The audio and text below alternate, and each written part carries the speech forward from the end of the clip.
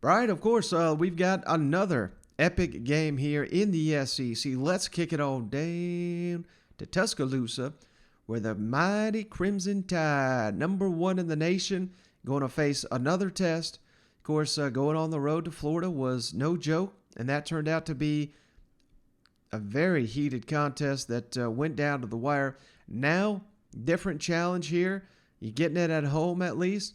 But this is a Ole Miss Rebels team that sliced and diced you last year. Remember, this was the game where Nick Saban came out and he was making excuses.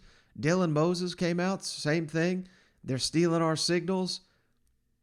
You know, I would imagine the signals have been changed in Tuscaloosa.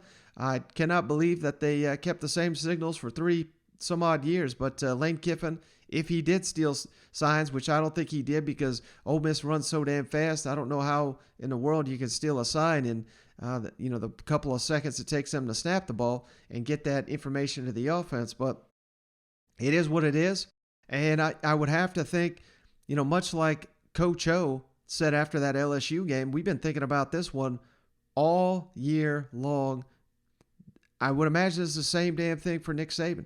He has got to be pulling his hair out. What hair, when he's not dyeing it, he might be pulling it out because old Lane Kiffin and Matt Corral had their way with his defense last year. And if Ole Miss could stop a cold, they may have beaten Alabama. Of course, they couldn't do it. Alabama scored every time they touched the ball. So it was never really in doubt, but it was a thrilling game. And now it looks like we're getting something similar because Alabama's got yet another high-flying offense, and Ole Miss has gotten that much better. Matt Corral's taken his game to another level. He may be the very best quarterback in the entire country this season. So really fascinated to see this matchup on CBS, the big game here.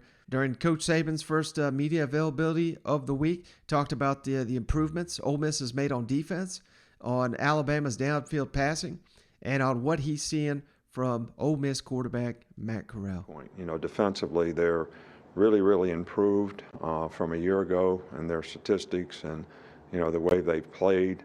I think they got a little different system that they're playing, dropping a little bit more like Arkansas, with a little more 8 drops and playing a little more odd type stuff. So, and they have done it extremely well.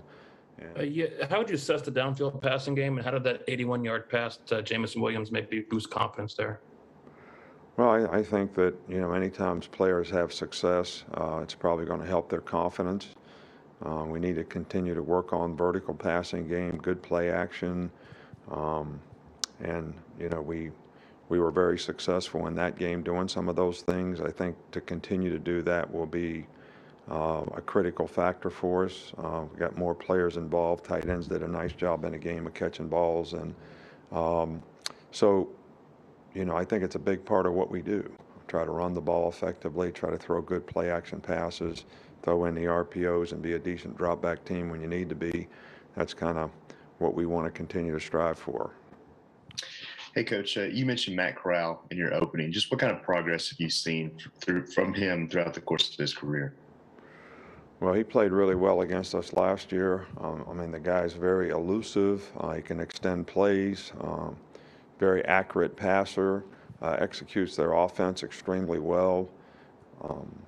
He can make plays with his feet. He does pull the ball every now and then. They do have a quarterback run here and there, not a lot, but just enough to, sort of make you defend it on defense. But the combination of things that they do in the running game and the passing game, they're difficult to defend, and he is about as talented a guy as anybody we've seen run and pass for a long time.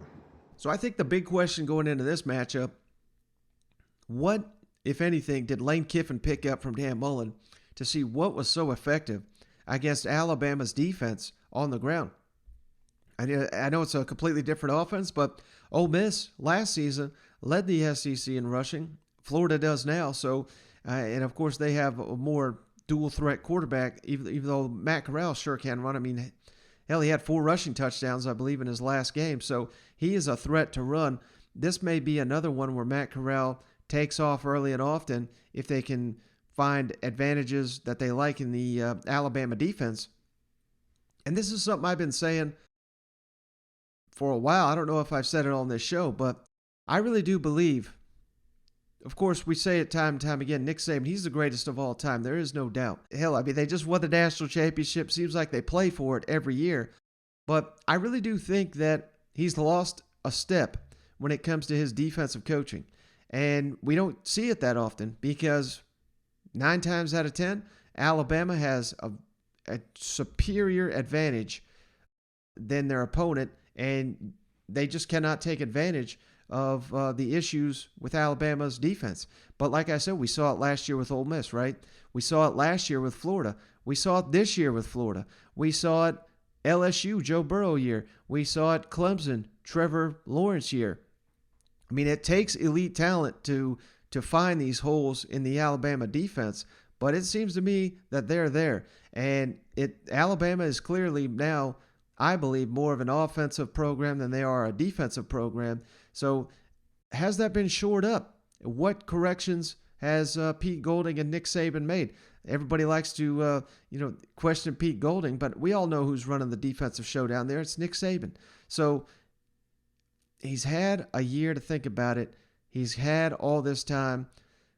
Now everybody's hyping up this Ole Miss offense as the greatest thing that's ever hit the SEC. Can they be slowed down by Alabama? That's going to be the biggest question mark for me, because I think Ole Miss's offense will win that battle, but I also think that Alabama's offense, certainly, while Ole Miss has made strides, not of the caliber that can slow down Alabama's offense. I don't know if there is a defense that can really slow down Alabama's offense. At least we have yet to see it this season on the schedule.